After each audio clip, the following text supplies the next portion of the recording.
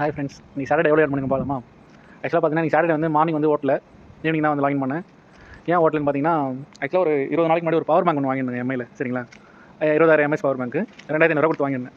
நம்ம ஆவடி பூர்வீகாவில். சரி இன்றைக்கி போய்ட்டு ஒர்க் ஆகலை அப்படின்னு சொல்லிட்டு போய் கேட்கும்போது, இல்லை நீங்கள் இங்கெல்லாம் மாற்ற முடியாது, நாங்கள் ஒன்று சேல் பண்ணிட்டோம்னா அது எங்களுக்கு பொறுப்பு கிடையாது அப்படின்னா. அப்புறம் எங்கே தான் போய் மாற்றுறதுன்னு கேட்டதுக்கு அப்புறம் போரூர் போய்ட்டு எம்ஐ சர்வீஸ் சென்டர் போங்க, அங்கே செக் பண்ணி பார்த்துட்டு உங்களுக்கு ஓகேனா மாற்றி கொடுப்பாங்க, இல்லைனா சர்வீஸ் பண்ணி கொடுப்பாங்க அப்படின்னாங்க. நான் போய் கொடுத்ததுக்கு அவங்க பார்த்து செக் பண்ணிவிட்டு, இல்லை இது கம்பெனி ஃபால்ட் தான், நாங்களே மாற்றி தரேன்னு சொல்லிட்டு எனக்கு புது பவர் பேங்கே மாற்றி கொடுத்துட்டாங்க. ஏன்னா பவர் பேங்க் தான் நம்ம போல போட்டோம், இல்லை டெலிவரி பண்ண எல்லாருக்கும் தெரியும்னு நினைக்கிறேன். இவன் தான் நமக்கு, இல்லைனா ரொம்ப கஷ்டம். இன்றைக்கி ஈவினிங் 6 மணிக்கு தான் லாகின் பண்ணோம். ஸோ ஈவினிங் 6 மணிலேருந்து நைட்டு 11 மணி வரை லாகினில் இருந்திருக்கேன்.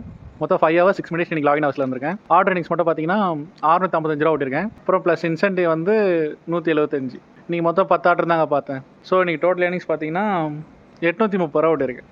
ஈவினிங் வந்து அந்த 5 மணி நேரத்துக்கு 830 ரூபா ஒர்த்து தான் என்ன கேட்டிங்கன்னா.